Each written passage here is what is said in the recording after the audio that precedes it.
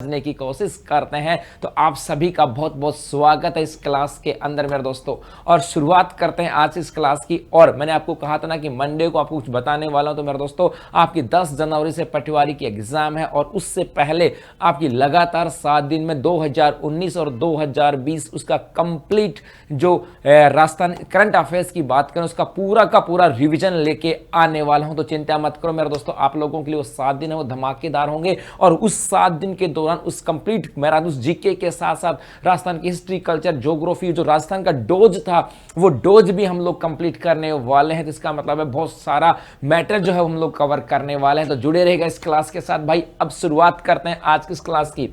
और सबसे पहले शुरुआत मोटिवेशनल लाइन के साथ जो आपको प्रेरित करेगी, जागृत रखेगी, अपने आप को समझने में आपकी सहायता करेगी। और सबसे बड़ी चीज है आपको हौसला देगी कि हाँ हमें कुछ करके दिखाना है, आगे जाना है। जो कहते थे ना तुमसे ना हो पाएगा, बस उन्हीं से कहलाना है कि भाई हमें तो विश्वास था कि तू ही कर सकता है। और वो आज की मोटिवेशनल कोड है मेरे दोस्तों, सफलता का मुख्य आधार सकारात्मक सोच और निरंतर प्रयास। 100% आपको अपने मन में ठान लेना है कि कहते हैं ना जैसा तन वैसा मन और जैसा मन वैसा तन, ऐसा कहते हैं ना। तो आपके मन में जो आपने ठान लिया कि भाई सफलता नहीं मिलेगी तो 100% नहीं मिलेगी, और आपने ये ठान लिया मेरे दोस्तों कि आप इस बार पटवारी बनने वाले हो, तो आपको कोई रोक नहीं सकता। बस उस पटवारी जो आपने जो मन में सोचा है, सकारात्मक जो सोचा है, उसके लिए बस आपको करना क्या है मेरे दोस्तों, निरंतर प्रयास करना है। और वो निरंतर प्रयास ही आपको सफलता की कुंजी होंगे, आपको सफलता के द्वार पर लेके जाएंगे भाई।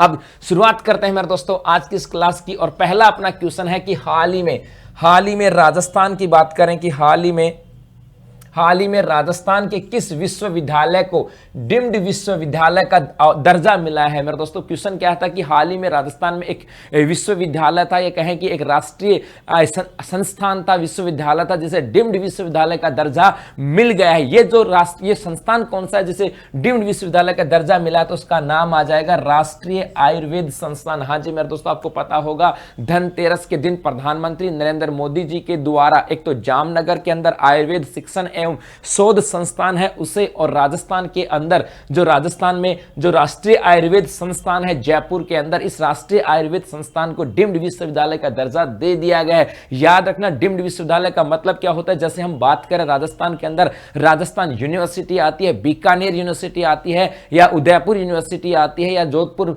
जयनारायण व्यास यूनिवर्सिटी आती है। ये जितनी भी यूनिवर्सिटी है मेरे दोस्तों ये यूजीसी के अधीन आती हैं और उनकी गाइडलाइन के अकॉर्डिंग इनको सिलेबस को डिजाइन करना पड़ता है। अब जैसे संस्थान है राष्ट्रीय आयुर्वेद संस्थान जयपुर, ये भी जो अपने राष्ट्रीय जो कहें कि भारतीय जो एचआरडी जो मिनिस्ट्री था उसके गाइडलाइन के अनुसार इनको अपना सिलेबस डिजाइन करना होता था। जो स्टूडेंट होते हैं उनके लिए एक्टिविटीज को डिजाइन करना होता है। लेकिन अब क्या करें मेरे दोस्तों, जैसे इसको डीम्ड यूनिवर्सिटी का दर्जा दे दिया गया है तो ये अब स्वतंत्र है अपने आप अपना सिलेबस डिजाइन करने के लिए। याद रखना मेरे दोस्तों कि हाल ही में किसे दिया गया, तो राष्ट्रीय आयुर्वेद संस्थान जयपुर को दिया गया। अब इसकी पूछ के पीछे पूरी डिटेल क्या थी, डिटेल की बात करें तो हुआ क्या था, अपन यहां से बात करें।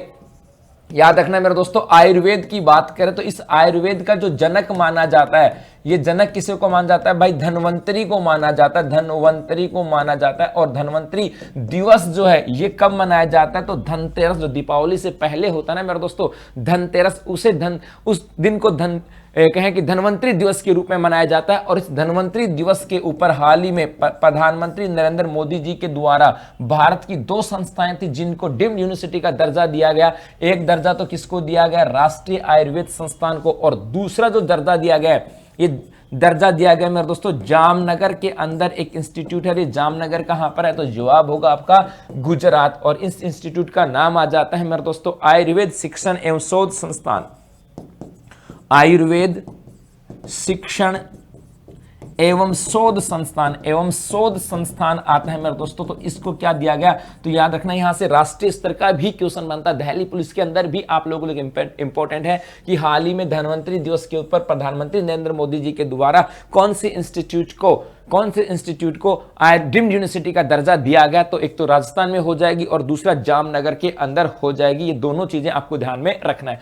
अब थोड़ा सा और आगे बढ़े भाई, अगली चीज यदि हम बात करें राष्ट्रीय आयुर्वेद संस्थान, और ये राष्ट्रीय आयुर्वेद संस्थान कौन सा है मेरे दोस्तों, जयपुर वाला है। इस राष्ट्रीय आयुर्वेद संस्थान जयपुर वाले की यदि हम इसकी कहानी समझें तो इसकी याद रखना है मेरे दोस्तों, सबसे पहले इसकी शुरुआत जो है, इस राष्ट्रीय आयुर्वेद संस्थान जयपुर वाले की बात करें, इसकी शुरुआत जो है ये वर्ष 1845 के अंदर की गई थी। 1845 के अंदर इसकी शुरुआत की थी भाई। पटवा आसाराम बाबा जी, पक्का उसी के अकॉर्डिंग, करंट अफेयर सभी के अकॉर्डिंग होता है, इसकी कोई अकॉर्डिंग नहीं होता, हर एग्जाम के अकॉर्डिंग होता है, चिंता मत करो। और 1 से लेकर के 7 जनवरी तक आपको 2019-20 तक जितना भी था इसका रिवीजन मैं मैराथन के रूप में करा के जाऊंगा भाई, चिंता नहीं करना है। अब देखो यहां से तो इसकी शुरुआत हुई थी वर्ष 1845 के अंदर। उसके बाद में हम बात करें 1946 की बात करें, वर्ष 1946 के अंदर में मेरे दोस्तों इसे राजकीय आयुर्वेद विद्यालय बना दिया गया, राजकीय आयुर्वेद महाविद्यालय घोषित कर दिया गया। और उसके बाद यदि हम बात करें 1976 की, तो 1976 में इसे राष्ट्रीय आयुर्वेद संस्थान घोषित कर दिया गया। और अब नवंबर 2020 के अंदर इसे डीम्ड यूनिवर्सिटी बना दिया गया, किसके द्वारा, प्रधानमंत्री नरेंद्र मोदी जी के द्वारा। तो ये आपको ध्यान में थोड़ा सा रखना है। उसके बाद अब नेक्स्ट क्वेश्चन की बात करें भाई, अगला जो क्वेश्चन है, राजस्थान ने राष्ट्रीय स्तर पर 8 शील्ड प्राप्त करके राजस्थान स्काउट गाइडिंग ने सर्वोच्च स्थान प्राप्त किया है। भारत स्काउट गाइड का राष्ट्रीय मुख्यालय कहां पर है, तो मेरे दोस्तों समझना, यहां से पूरे भारत, पूरे विश्व के अंदर एक संस्था, एक ये कहें कि एक एनजीओ के रूप में कह दो, एक संस्था के रूप में, या कहें एक एजेंसी के रूप में काम करता है, जिसको कहा जाता है स्काउट गाइड। ये जो स्काउट गाइड है ये पूरे विश्व के अंदर संचालित है, और इसके द्वारा किसी भी देश के अंदर चाहे कोई प्राकृतिक आपदा आ जाए, या कोई सैन्य आपदा आ जाए, कोई दूसरी कोई कैसी भी हो, या कोई ग्रह समस्या आ जाए, तो ऐसी स्थिति में इनके द्वारा स्वयं सहायक के रूप में सहायता दी जाती है। और अब हुआ क्या था कि भारत की बात करें तो इस भारत के अंदर मेरे दोस्तों वर्ष 2019-20 के अंदर इस स्काउट गाइड से संबंधित विभिन्न प्रतियोगिताओं का आयोजन हुआ था। और उन प्रतियोगिताओं के अंदर राजस्थान के जो स्काउट गाइड थे उनके द्वारा यहां पर सर्वश्रेष्ठ प्रदर्शन किया गया। और उन सर्वश्रेष्ठ प्रदर्शन की बात करें तो उन्हीं के आधार पर 8 शील्ड मेडल जो है मेरे दोस्तों राजस्थान को मिली है। अब यहां से याद रखना, और इसके आधार पर प्रथम स्थान प्राप्त किया है। तो स्काउट गाइड का राष्ट्रीय मुख्यालय कहां पर, इसका जवाब हो जाएगा नई दिल्ली। इसकी कहानी क्या थी कि अब राजस्थान, भारत के अंदर प्रतिवर्ष राष्ट्रीय जो स्काउट गाइड है इसके द्वारा राष्ट्रीय स्तर के ऊपर विभिन्न कहें कि प्रोग्रामों या कार्यक्रमों का आयोजन किया जाता है। और उन कार्यक्रमों के अंदर वर्ष 2019 में राजस्थान ने कितने पुरस्कार या कितने शील्ड जीती, तो आपका जवाब हो जाएगा 8 शील्ड। अब देखो इसकी कहानी समझते हैं मेरे दोस्तों, यहां से पूरी समझना। स्काउट गाइड की शुरुआत कब से हुई, इसका दिवस कब मनाया जाता है, इसका अंतरराष्ट्रीय मुख्यालय कहां पर है, इसका एशिया का मुख्यालय कहां पर है, और इसका राजस्थान का मुख्यालय कहां पर है। सबसे पहले यदि हम स्काउट की शुरुआत की बात करें भाई, कई बार एग्जाम में पूछा जाता है कि स्काउट की जो शुरुआत है, ये स्काउट की जनक की बात कर लेते हैं। हम स्काउट के जनक की बात करते हैं भाई, इसकी स्काउट का जो जनक है ये किसे माना जाता है मेरे दोस्तों, तो ये माना जाता है बैडन पावेल को। ये किसको माना जाता है भाई, बैडन पावेल जो है, इस बैडन पावेल को जनक माना जाता है। ये कई बार एग्जामों में पूछा गया है। दूसरा यदि हम बात करें मेरे दोस्तों, यहां से आ जाता है कि इसका अंतरराष्ट्रीय मुख्यालय कहां पर है। इसकी यदि हम अंतरराष्ट्रीय मुख्यालय की बात करें तो इसका अंतरराष्ट्रीय मुख्यालय जो है ये जेनेवा के अंदर है। और जेनेवा की बात करें तो ये स्विट्जरलैंड के अंदर है। उसके बाद ये अंतरराष्ट्रीय मुख्यालय होने के बाद इसे अलग अलग जोन के वाइज आधार पर इसको बांटा गया है। और इसके आधार पर यदि हम बात करें तो एक आ जाता है इसका एशिया मुख्यालय कि एशिया स्काउट गाइड जो है मेरे दोस्तों, इसका मुख्यालय कहां पर है, तो इसका मुख्यालय जो आ जाता है ये है मनीला के अंदर। और मनीला की बात करें तो मनीला है फिलीपींस के अंदर। उसके बाद यदि हम भारत स्काउट गाइड की बात करें, भारत स्काउट गाइड की बात करें तो भारत स्काउट गाइड का जो मुख्यालय मेरे दोस्तों नई दिल्ली के अंदर है। ये कहां पर है, नई दिल्ली के अंदर है। और याद रखना, इस भारत स्काउट गाइड की स्थापना जो है, इसकी स्थापना की बात करें तो इसकी स्थापना जो हुई थी ये 7 नवंबर वर्ष 1950 को हुई थी। और एक याद रखना, ये जो स्काउट है इसकी यदि हम बात करें तो स्काउट दिवस कब आता है, कि भाई इस प्रतिवर्ष स्काउट दिवस कब मनाया जाता है, तो इसका जवाब हो जाएगा मेरे दोस्तों 22 फरवरी। प्रतिवर्ष स्काउट दिवस कब मनाया जाता है, 22 फरवरी को स्काउट दिवस मनाया जाता है। और यदि हम राजस्थान की बात करें कि भाई राजस्थान स्काउट गाइड का मुख्यालय कहां पर है, तो राजस्थान स्काउट गाइड का मुख्यालय मेरे दोस्तों ये आ जाता है जयपुर के अंदर। इतनी सारी जो बातें हैं ये आपको थोड़ा सा ध्यान में रखनी है। अब कहानी क्या थी समझना, यहां से कहानी ये थी कि भाई हाल ही के अंदर भारतीय जो स्काउट गाइड है जिसकी स्थापना 7 नवंबर वर्ष 1950 को हुई थी, इसके द्वारा प्रतिवर्ष विभिन्न कार्यक्रमों का आयोजन करवाया जाता है ताकि जो स्काउट में जो काम कर रहे हैं उन लोगों को समाज के साथ जोड़ा जा सके, उनके अंदर छुपी हुई जो प्रतिभाएं मेरे दोस्तों उनको बाहर निकाला जा सके, और इसलिए यहां पर राष्ट्रीय स्तर पर इन प्रतियोगिताओं का आयोजन किया जाता है। अब हाल ही के अंदर ये जो प्रतियोगिता का आयोजन हुआ ये हुआ है वर्ष 2019-20 का, और इस 2019-20 की प्रतियोगिताओं की यदि हम बात करें तो राजस्थान के द्वारा 8 शील्ड प्राप्त की थी। इसका एग्जाम में क्वेश्चन क्या बनता है, यहां से क्वेश्चन ये बन जाता है भाई हाल ही के अंदर राष्ट्रीय स्काउट गाइड प्रतियोगिता में सर्वोच्च स्थान किसके द्वारा प्राप्त किया गया, तो उसका जवाब क्या होगा मेरे दोस्तों, राजस्थान का हो जाएगा। और यदि एक क्वेश्चन यहां से यह बनता है स्काउट का जनक किसे मानता है, बेडन पावेल को, स्काउट दिवस कब मनाया जाता है, तो आपका जवाब होगा 22 फरवरी को। अंतरराष्ट्रीय स्काउट गाइड का मुख्यालय कहां पर है, जेनेवा स्विट्जरलैंड के अंदर है। एशिया में के अंदर मुख्यालय कहां पर, मनीला, और मनीला जो है मेरे दोस्तों ये फिलीपींस की राजधानी आ रही है, ये फिलीपींस की राजधानी है। भारत स्काउट गाइड का मुख्यालय नई दिल्ली जिसकी स्थापना 7 नवंबर वर्ष 1950 को हुई, और राजस्थान स्काउट गाइड का मुख्यालय कहां पर है, तो आपका जवाब हो जाएगा जयपुर के अंदर। तो इस सब चीजों का आप लोगों को स्क्रीनशॉट लेना है और उसके बाद फिर हम आगे बढ़ते हैं मेरे दोस्तों। अब नेक्स्ट क्वेश्चन की बात करें, अगला क्वेश्चन है मौसम विभाग के अनुसार राजस्थान में वर्षा की भविष्यवाणी की गई है, इस शीतकालीन वर्षा को क्या कहा जाता है। अब पिछले 2-3 दिन में आपने देखा होगा, लास्ट 2 दिन के अंदर राजस्थान का जो मौसम है उसमें काफी बदलाव हुआ है। उत्तरी राजस्थान की बात करें तो यहां पर मेरे दोस्तों ये कहें कि जो वर्षा है इस वर्षा की भविष्यवाणी भी की गई है। इसके अलावा यदि हम बात करें तो वहां पर धुंध की भी भविष्यवाणी की गई है, और ऐसा मैंने लास्ट दिन भी देखा था, ऐसा हुआ है भाई। तो अब देखो यदि हम इसकी बात करें, इसका मतलब राजस्थान में शीतकालीन वर्षा की भविष्यवाणी की गई, तो राजस्थान में जो शीतकालीन वर्षा होने वाली है इस वर्षा को क्या कहा जाता है, तो आपका जवाब क्या होगा, मावठ होगा। और याद रखना इस मावठ से जो आज क्वेश्चन बना रहा हूं अच्छे से गांठ बांध लेना इस बात को, आज जो इस मावठ से संबंधित मैं क्वेश्चन बना रहा हूं 100% आपके पटवारी के एग्जाम में आने वाला है। क्यों आने वाला है मेरे दोस्त समझना, क्योंकि पटवारी की जो एग्जाम है उसका संबंध कृषि से है, और कृषि से होने वाली जो संबंधित जो बातें होती हैं उनके साथ संबंध आता है। तो 100% ये एग्जाम में क्वेश्चन आएगा पटवार के अंदर, इसीलिए क्वेश्चन को शामिल किया गया। अब देखो यहां से पूरी कहानी समझना, यहां से पूरी कहानी समझना। सबसे पहले हम बात करें इस भारत की, यहां पर आपको एक मैप दिखाई दे रहा होगा मेरे दोस्तों, मैं थोड़ा सा बड़ा कर देता हूं उस मैप को ताकि आपको चीजें और अच्छे से विजिबल हो जाएंगी। हाँ जी, अब देखो यहां से ये आपको भारत का नक्शा दिखाई दे रहा होगा, और इस भारत के अंदर जो वर्षा होती है मेरे दोस्तों, उस जो वर्षा होती है वो होती है दक्षिणी पश्चिमी मानसून से। एक बात तो ये भी ध्यान में रखना, राजस्थान के सापेक्ष भी आता है कि राजस्थान में मानसून कौन सा आता है, तो दक्षिणी पश्चिमी मानसून आता है।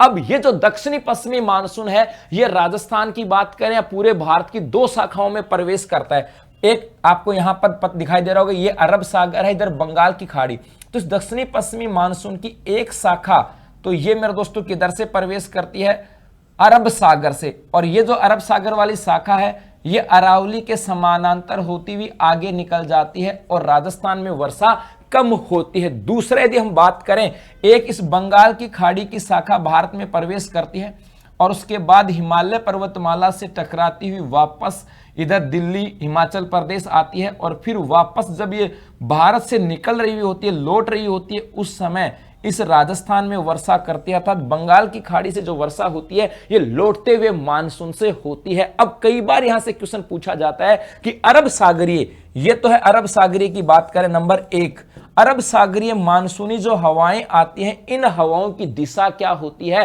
तो आपका जवाब होगा मेरे दोस्तों दक्षिण पश्चिम से उत्तर पूर्व की ओर। और एक चीज और याद रखना भाई, एक चीज याद रखना, पूछा जाए कि बंगाल की खाड़ी की शाखा से जो राजस्थान में बारिश होती है उन हवाओं की दिशा क्या होती है? तो देखो ये वापस लौटते समय बारिश कर रही हैं और ये नंबर 2 है और नंबर 2 कौन सी हो गई?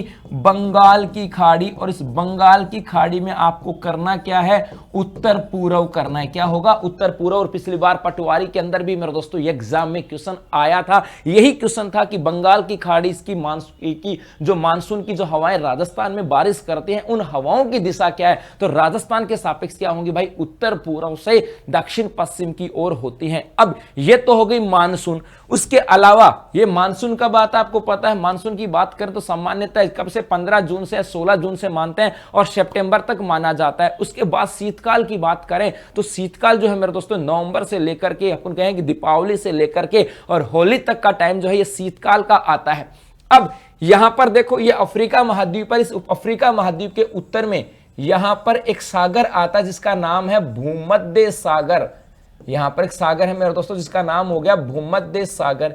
इस भूमध्य सागर की यदि हम बात करें तो शीतकाल के अंदर इस भूमध्य सागर में कुछ चक्रवातों की उत्पत्ति होती है। समझ रहे हैं? यहां से कुछ चक्रवातों की उत्पत्ति होती है। देखना ये जो चक्रवात हैं ये क्या भारत के पश्चिम में नहीं है क्या? इस पश्चिम में दिखाई दे रहा है ना आपको? तो ये भारत के पश्चिम में होते हैं, इसलिए इन चक्रवातों को क्या कहा जाता है?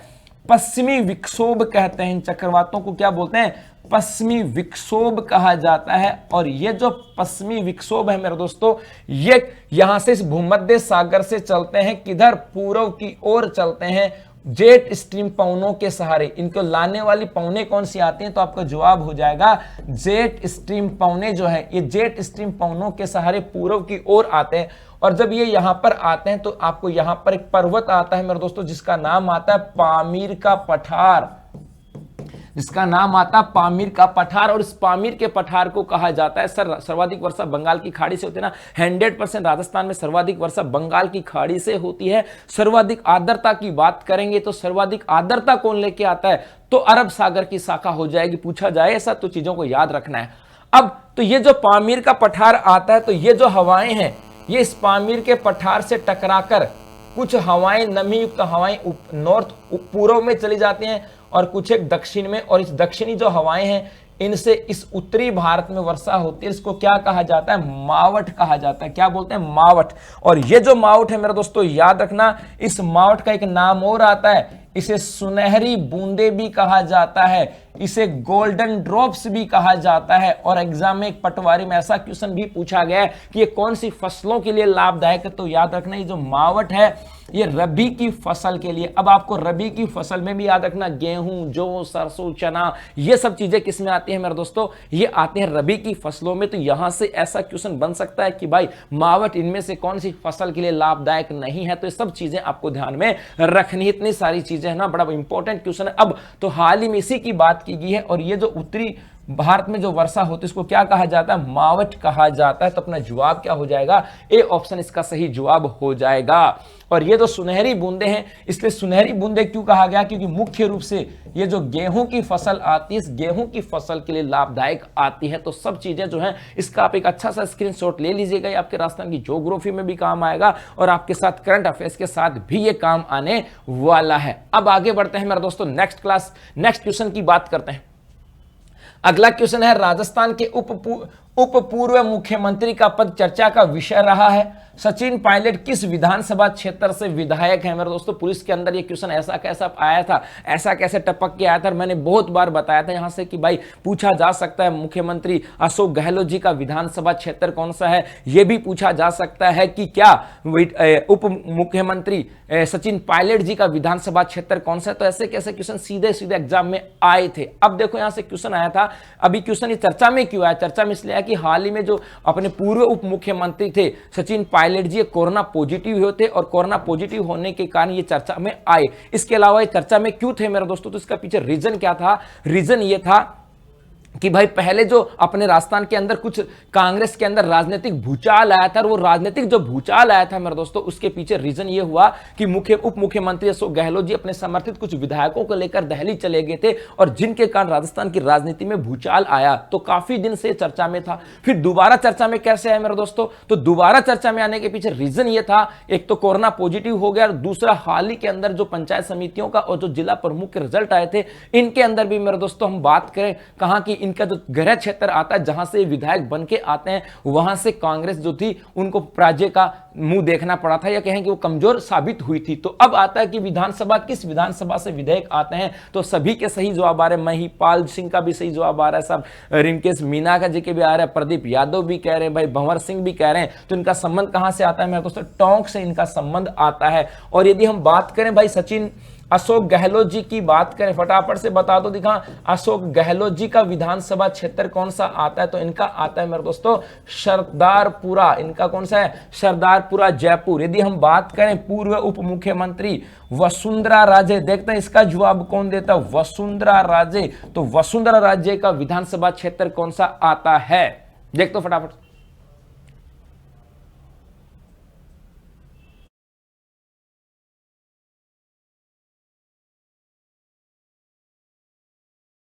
कैसे कुछ मैं पढ़ाऊं क्या?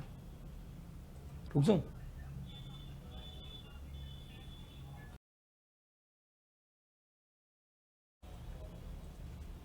हाँ मेरे दोस्तों, तो वसुंधरा राजे जी की बात करें, इनका विधानसभा क्षेत्र कौन सा आता है? पहले जब ये मुख्यमंत्री थे ना, तो इनसे संबंधित क्वेश्चन आया हुआ है। जब ये मुख्यमंत्री बने तो इनसे क्वेश्चन आ गया। इस बार पूर्व मुख्यमंत्री सचिन पायलट जी का संबंध आ गया। तो याद रखना, वसुंधरा राजे जी का संबंध आता है झालरापाटन से। कहां से मेरे दोस्तों? झालरापाटन से। और ये कहां पड़ता है? तो झालावाड़ के अंदर है। याद रखना, ये जो झालरापाटन है इसे कहा जाता है घंटियों का शहर। क्या कहते हैं इसे? घंटियों के शहर के नाम से जाना जाता है। हाँ जी मेरे दोस्तों, इसे घंटियों के शहर के नाम से जाना जाता है। याद रखना इस चीजों को। क्लियर? चलो अब आगे बढ़ते हैं भाई नेक्स्ट क्वेश्चन के साथ।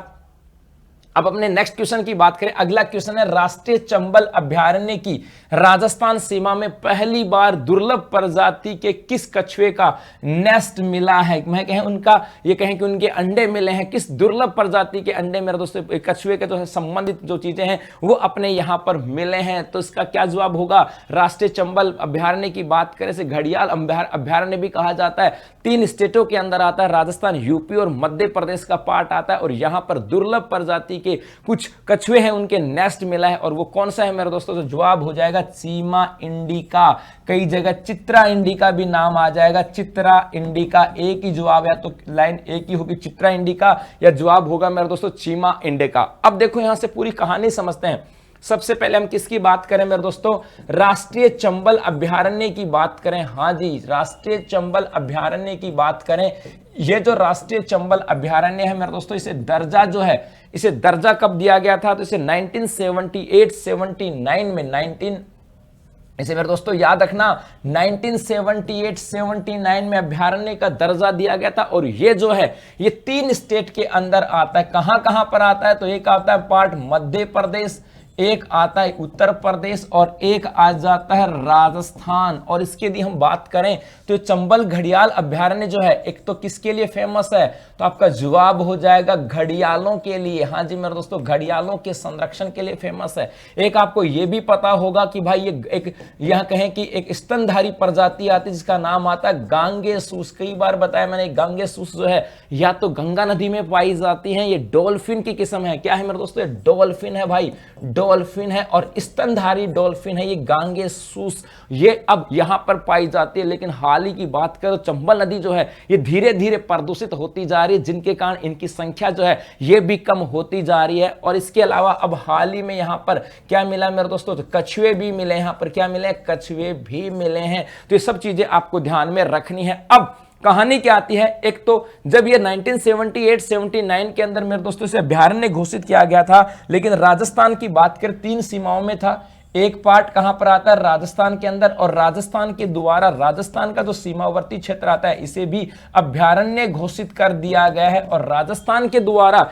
इसे अभयारण्य कब घोषित किया गया? तो आपका जवाब होगा 1983 के अंदर। राजस्थान के सापेक्ष 1983 आता है और केंद्र सरकार के सापेक्ष हम बात करें तो 1978-79 आता है। अब यहां पर जो कछुए मिले हैं उनमें से मेरे दोस्तों 114 बच्चे मिले हैं। कितने बच्चे? 114 बच्चे कछुए के मिले हैं। और इन बच्चों के साथ हुआ क्या? तो राजस्थान का जो वन एवं पर्यावरण जो विभाग है, वन एवं पर्यावरण विभाग की बात करें, और आपको इनका मंत्री तो पता ही होगा भाई, वन एवं पर्यावरण विभाग के मंत्री कौन है, तो सुखाराम या सुखराम विश्नोई। कौन है भाई, सुखराम विश्नोई है। सांची और जालोर से विधायक आते हैं। तो राजस्थान के अंदर जो वन एवं पर्यावरण विभाग है उनके द्वारा ये डिसाइड किया गया कि क्यों ना हम लोग क्या करें, यहां पर जो बच्चे मिले हैं इनका एक नेचुरल हैचिंग की जाएगी। इनकी क्या की जाएगी, नेचुरल हैचिंग। अब ये नेचुरल हैचिंग क्या होती है उसकी भी बात करें कि इनकी नेचुरल हैचिंग की जाए। नेचुरल हैचिंग का मतलब हुआ कि भाई इनको प्राकृतिक तौर पर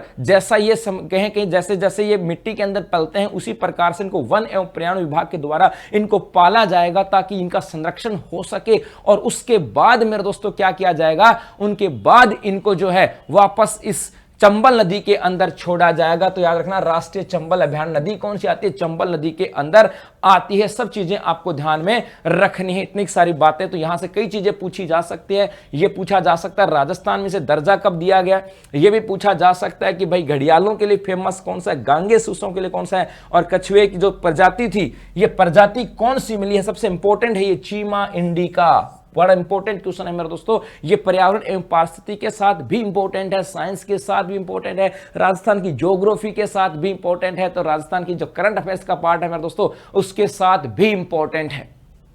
तो इनका स्क्रीनशॉट ले लेना। उसके बाद फिर हम लोग आगे चलते हैं भाई, नेक्स्ट क्वेश्चन की बात करें। अगला क्वेश्चन है, हाल ही में पूर्व मंत्री एवं भाजपा विधायक किरण माहेश्वरी का निधन हो गया है। इनका निर्वाचन क्षेत्र है। हाँ जी मेरे दोस्तों, इस कोरोना काल की बात करें तो बहुत सारे दिग्गज जो थे राजनीति के, चाहे वो बीजेपी के हो, चाहे कांग्रेस के हो, चाहे या रिटायर्ड राजनीति के हो, जिन्होंने अब भाई राजनीति में उन्होंने कोई मतलब नहीं रखा। बहुत सारे जो इस कोरोना काल के अंदर हमें छोड़ के चले गए, कहें कि उन्होंने भगवान ने उन्हें अपने चरणों में बुला लिया। और उन्हीं की श्रेणी में एक नाम और आता है भाई, किरण माहेश्वरी जी, और इनका भी हाल ही में निधन हो गया है। और किरण माहेश्वरी जी की बात करें मेरे दोस्तों, इनका निर्वाचन क्षेत्र कौन सा आता है, तो आपका जवाब हो जाएगा राजसमंद। आपका जवाब क्या होगा मेरे दोस्तों, राजसमंद। तो राजसमंद से विधायक थी। हाँ जी मेरे दोस्तों, अब देखो यदि हम किरण माहेश्वरी जी के थोड़े से जीवन काल की बात करें तो राजनीति की यदि हम बात करें मेरे दोस्तों, तो सबसे पहले यदि हम बात करें तो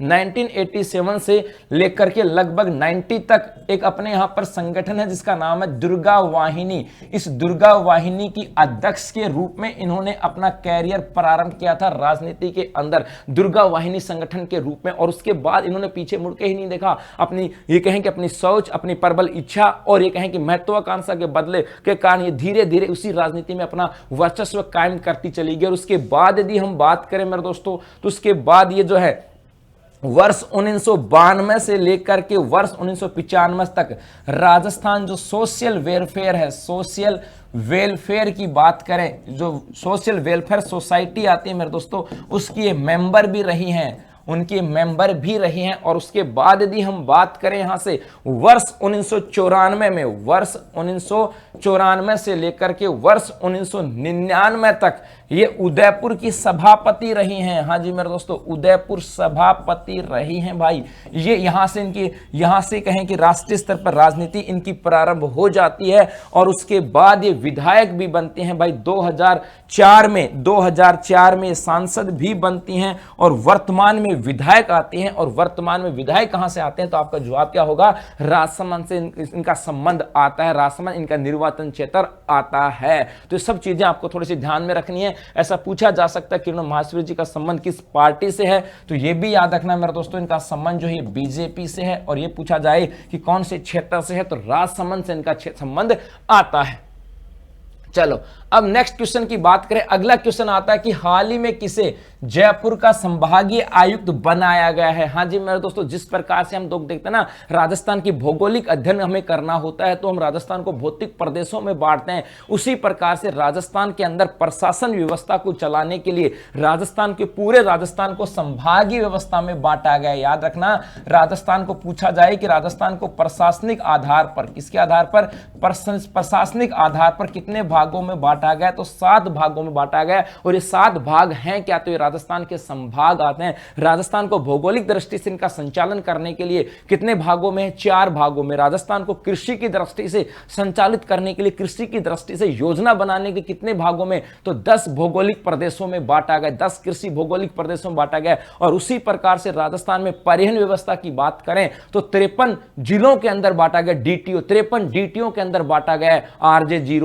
RJ 53 अंतिम आता है। और उसी प्रकार से हम बात करें तो राजस्थान में प्रशासनिक व्यवस्था के संचालन करने के लिए इसे 7 भागों में बांटा गया और उनको क्या कहा गया, उन भागों को संभाग कहा गया है। तो हाल ही में जयपुर का संभागीय आयुक्त किन्हें बनाया गया, तो आपका जवाब हो जाएगा डॉक्टर समित शर्मा। क्या नाम हो जाएगा मेरे दोस्तों, डॉक्टर समित शर्मा। अब देखो थोड़ा सा मैंने आपको कहा था कि राजस्थान में जैसे ही जिला दर्शन पूरा होगा मेरे दोस्तों, हम संभागीय व्यवस्था को पढ़ने वाले हैं, लेकिन थोड़ी सी चर्चा आज इस संभागीय के ऊपर चर्चा हम लोग कर लेते हैं। तो देखो यहां से कौन बात करें, सबसे पहले यदि हम बात करें इस संभागीय, किसकी बात करें मेरे दोस्तों, इस संभागीय व्यवस्था की बात करें कि संभागीय व्यवस्था की शुरुआत, व्यवस्था की जो शुरुआत है, ये शुरुआत कब और किसके द्वारा की गई, तो याद रखना संभागीय व्यवस्था की जो शुरुआत है मेरे दोस्तों, ये वर्ष 1949 में प्रारंभ हुई थी। और किसके द्वारा, तो हीरालाल शास्त्री जी के द्वारा। हाँ जी मेरे दोस्तों, हीरालाल शास्त्री जी के द्वारा अपने यहां पर संभागीय व्यवस्था की शुरुआत हुई थी। लेकिन बाद में दूसरे जब मुख्यमंत्री अपने यहां पे चेंज होते हैं तो संभागीय व्यवस्था की जो व्यवस्था थी इसे बंद कर दी जाती। तो अगली लाइन क्या आती भाई यहां से, तो याद रखना अप्रैल 1962 की बात करें, अप्रैल 1962 में मोहनलाल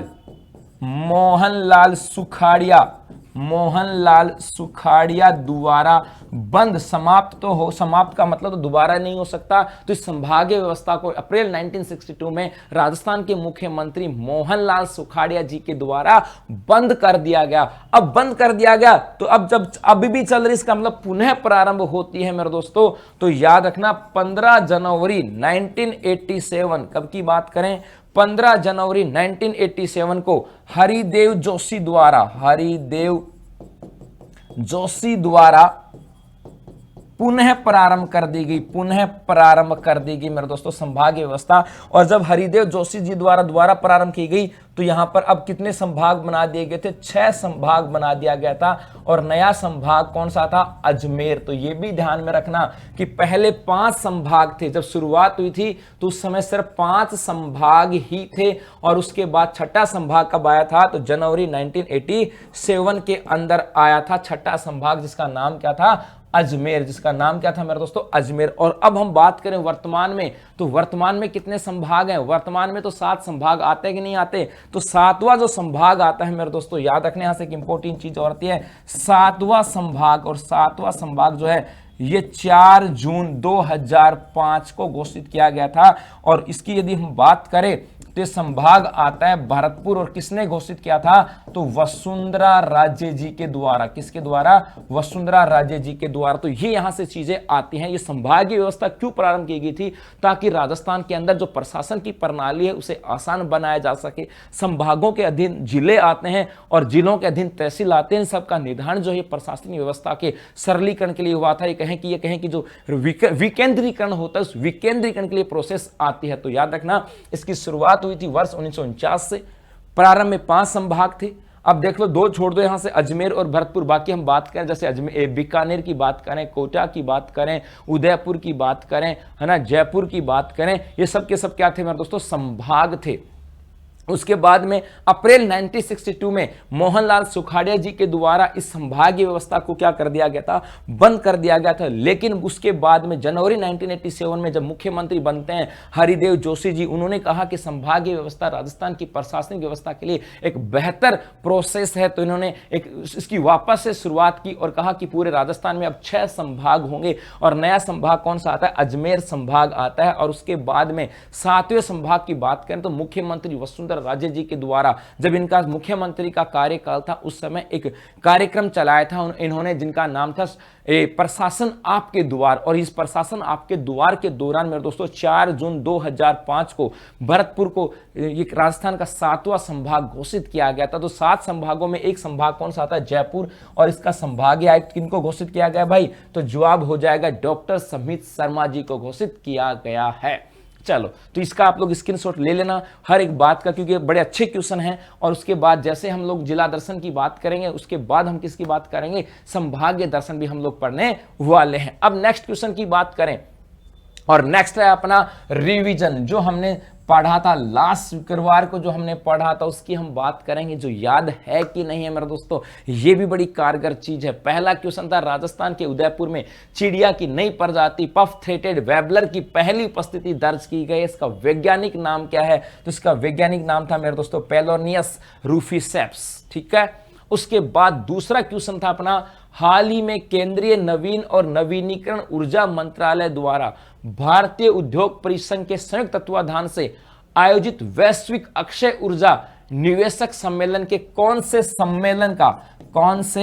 सम्मेलन का आयोजन किया गया। तो मेरे दोस्तों याद रखना, इनका हाल ही में एक सम्मेलन हुआ था ऊर्जा के नवीनीकरण से संबंधित, जिसके अंदर राजस्थान से प्रतिनिधि के रूप में मुख्यमंत्री अशोक गहलोत जी शामिल होते हैं, और इनका तीसरा सम्मेलन का आयोजन किया गया था। नेक्स्ट अपना, महिला बाल विकास राज्य मंत्री ने आंगनबाड़ी केंद्रों में सुचारू संचालन के निर्देश दिए हैं। वर्तमान में महिला बाल विकास राज्य मंत्री कौन सी है, तो कोरोना इस कोविड काल के दौरान की बात करें, जब सभी शैक्षणिक संस्थाएं बंद थी, या ऐसी सभी संस्थाएं जहां पर बच्चे इकट्ठे होते हैं, उन सबको बंद रखा गया था। लेकिन अब वापस से राजस्थान के अंदर आंगनबाड़ी जो केंद्र हैं, इनके पुनर्संचालन को अनुमति दे दी गई है। तो हम बात करें यहां से किसके अधीन आते हैं आंगनबाड़ी केंद्र, तो महिला एवं बाल विकास विभाग के अधीन आते हैं। और राजस्थान में वर्तमान में महिला एवं बाल विकास विभाग की मंत्री की बात करें तो उनका नाम आता है ममता भूपेश। क्या नाम आता है मेरे दोस्तों, ममता भूपेश।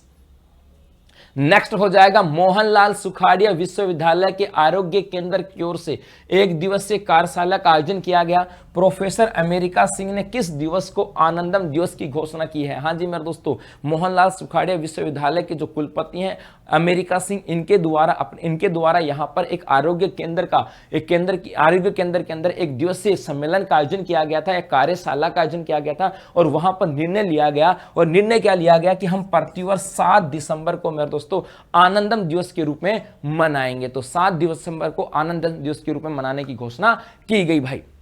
नेक्स्ट क्वेश्चन की बात करें, अगला है, राजस्थान के किस आईपीएस अधिकारी का संयुक्त राष्ट्र संघ के मुख्यालय में ऑफिसर श्रृंखला में चयन हुआ है। तो राजस्थान का एक आईपीएस अधिकारी है जिनका संबंध जयपुर से आता है। उन्होंने अपनी कार्य क्षमता के बल पर, अपनी ईमानदारी के बल पर मेरे दोस्तों, जो यूएनओ की जो मुख्यालय आता है वहां पर प्लानिंग ऑफिसर के रूप में इनका सिलेक्शन हुआ है। और उनकी बात करें तो उनका नाम आ जाता है हेमंत शर्मा। क्या नाम आता है मेरे दोस्तों, हेमंत शर्मा का नाम आता है। इनका संबंध जयपुर से आता है। छठा क्वेश्चन है, राज्यपाल कलराज मिश्र ने राजस्थान महामारी संशोधन विधेयक 2020 को हाल ही में मंजूरी दी है। राजस्थान महामारी संशोधन विधेयक 2020 के बारे में सत्य कथन कौन सा है, तो 1 मई 2020 को अपने यहाँ पर राजस्थान महामारी विधेयक 2020 लागू हुआ था, जिसके तहत राज्य सरकार को बहुत सारे अधिकार दे दिए गए थे। और इनमें से कुछ अधिकार यहाँ पर है कि लोग एवं निजी परिवहन स्थल पर मास्क लगाना अनिवार्य होगा, व्यक्तियों का समूह एकत्रित नहीं होगा, और चिकित्सा जो सुविधाएं हैं उनमें विशेष छूट दी जाएगी। तो इनमें सभी कथन सत्य आते हैं। अपना ऑप्शन डी इसका सही जवाब होगा। नेक्स्ट अपन बात करें, यमुना जल समझौता चर्चा का विषय रहा है। यमुना जल समझौते में राजस्थान सहित कितने राज्य सम्मिलित होंगे, तो मेरे दोस्तों याद रखना, यमुना के ऊपर एक बांध बनाया जा रहा है और वहां से लखवाड़ा परियोजना निकाली जा रही है। उस लखवाड़ा परियोजना के विकास के लिए वर्ष 2018 में राजस्थान सहित 6 राज्यों के मध्य समझौता हुआ था। तो राजस्थान समेत कितने राज्य हैं, 6 राज्य आते हैं। और राजस्थान के अंदर जो शेखावाटी क्षेत्र आता है, झुंझुनू सीकर चूरू की बात करें, वो इससे सबसे ज्यादा लाभान्वित होने वाला है। और अब हम बात करेंगे मेरे दोस्तों किसकी, राजस्थान डोज की। हाँ जी, पटवारी के लिए रामबाण साबित होने वाला है राजस्थान डोज। और मैंने कहा 1 से लेकर के 7 जनवरी तक राजस्थान डोज का भी रिवीजन होगा और राजस्थान करंट अफेयर्स का भी रिवीजन होगा। इसका मतलब राजस्थान की करंट, ज्योग्राफी, हिस्ट्री, कल्चर सभी का रिवीजन मैं लेके आने वाला हूं। तो पहली आती है मेरे दोस्तों, मूसी रानी की छतरी कहां पर है। बड़ा इंपॉर्टेंट क्वेश्चन है, कई बार पूछा गया कि मूसी रानी की छतरी कहां पर है। तो आपका जवाब हो जाएगा कहां पर है मेरे दोस्तों, अलवर के अंदर। कहां पर है, अलवर के अंदर आती हैं। अब ये तो इसका जवाब हो गया, लेकिन यहां से इसकी डिटेल हम बात करते हैं। तो डिटेल नंबर 1, मूसी महारानी की छतरी की बात करें, मूसी महारानी की छतरी की बात करते हैं कि भाई इन छतरियों के बारे में क्या आता है। सबसे पहले ये अलवर के अंदर है, एक चीज तो ये आपको ध्यान में रखना है। दूसरा मेरे दोस्तों सबसे इंपॉर्टेंट जो चीज आती है, ये जो छतरी है ये 84 खंभों की छतरी, एग्जाम में कई बार पूछा गया, 84 खंभों की छतरी आती है। और एक हम बात करें तो इसका जो निर्माण की बात करें तो इसका निर्माण कब करवाया गया, तो निर्माण विनय सिंह के द्वारा, यहाँ के राजा थे विनय सिंह, उन विनय सिंह के द्वारा निर्माण करवाया गया। और कब, तो 1815 में निर्माण करवाया गया था। यहाँ पर ये आपको ध्यान में रखना है। और एक याद रखना, ये मूसी महारानी जो छतरी है ये मेरे दोस्तों 2 मंजिला छतरी है। कैसी छतरी है, 2 मंजिला, जो कि मुगल कालीन और राजपूत स्थापत्य कला का ये कहें कि सम्मिलित मिश्रण आता है। तो कई बार एग्जाम में जो पूछा जाता है, ये पूछा जाए कहां पर है, तो जवाब होगा अलवर। 84 खंभों की है, निर्माण विनय सिंह के द्वारा 1815 के अंदर करवाया गया था और यह 2 मंजिला छतरी आती है। इस राजस्थान डोज के दूसरे क्वेश्चन की बात करें भाई, दूसरा क्वेश्चन है किसके समय में हेनसांग राजस्थान आया था। तो किसके समय में हेनसांग राजस्थान आया था मेरे दोस्तों, तो ये किसका नाम आ जाता है, किसके काल में आया था, तो आपको पता होगा हेनसांग जो आया था ये आया था हर्षवर्धन के काल में। किसके काल में मेरे दोस्तों, हेनसांग की बात करें ये हर्षवर्धन के काल में, हर्षवर्धन के काल में आया था। अब इनकी भी थोड़ी सी डिटेल हम लोग देख लेते हैं। यहां पर किसकी बात करें मेरे दोस्तों, नंबर 2 हेनसांग की बात करते हैं। हाँ जी मेरे दोस्तों, हेनसांग ये था कहां का, चीनी यात्री था। क्या कहां का था, ये चीनी यात्री था। और इस चीनी यात्रियों की बात करें, प्रिंस ऑफ ट्रेवलर्स कहा जाता है, इसका एक नाम आता है, उपनाम प्रिंस ऑफ ट्रेवलर्स। ये आपके फर्स्ट ग्रेड में पूछा हुआ क्वेश्चन है। प्रिंस ऑफ ट्रेवल्स किसे कहा जाता है, आरएस के एग्जाम में पूछा गया है और अधीनस्थ बोर्ड के अंदर पूछा गया हुआ क्वेश्चन है कि प्रिंस ऑफ ट्रेवल्स किसे कहा जाता है, तो हेनसांग को कहा जाता है। एक यदि हम बात करें भाई ये किसके शासनकाल में आया था, तो ये हर्षवर्धन के शासनकाल में आया था। और राजस्थान की बात करें मेरे दोस्तों, राजस्थान में कहां पर आया था, तो ये भी कई बार पूछा गया है। ये राजस्थान में आया था भाई भीनमाल के अंदर। और सर इस भीनमाल में ऐसा क्या खास है, तो याद रखना महाकवि माघ की बात करें, और एक मेरे दोस्तों आ जाता है ब्रह्मगुप्त की बात करें, इनका जन्म स्थल है ब्रह्मगुप्त की बात करें, इन दोनों की जन्म स्थली है।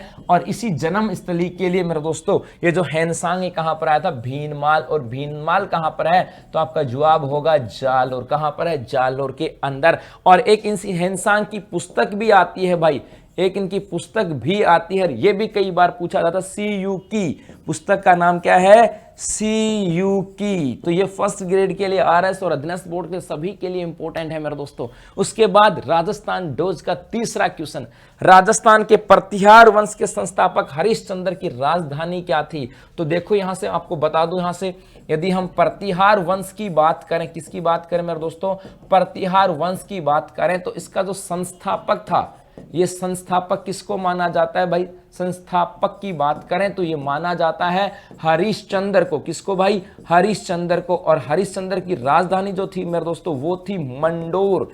राजधानी क्या थी, मंडोर। लेकिन इस प्रतिहार वंश के वास्तविक संस्थापक की बात करें तो वास्तविक संस्थापक किसे माना जाता है भाई, तो उसका जवाब हो जाएगा नागभट्ट।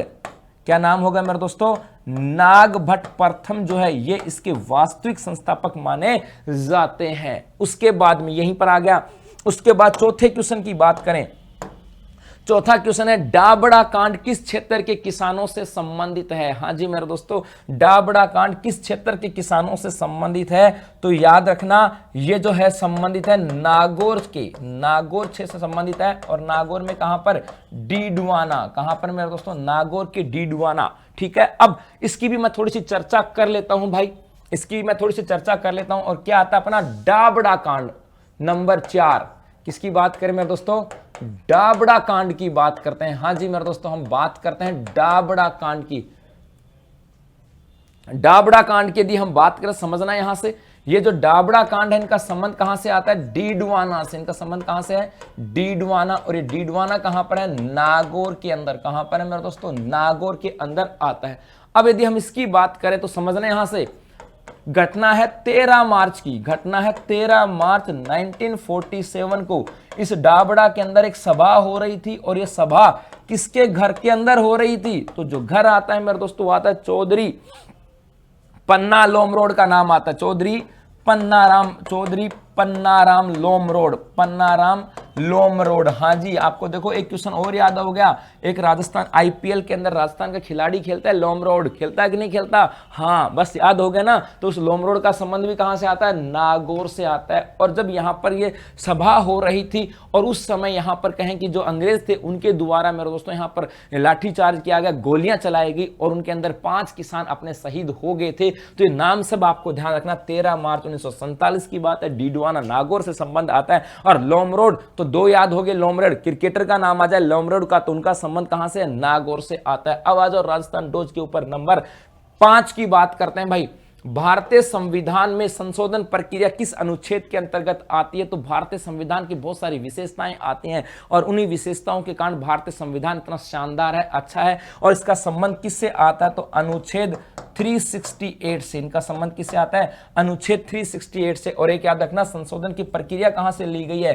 तो ली गई मेरे दोस्तों दक्षिणी अफ्रीका से। कहां से ली गई है?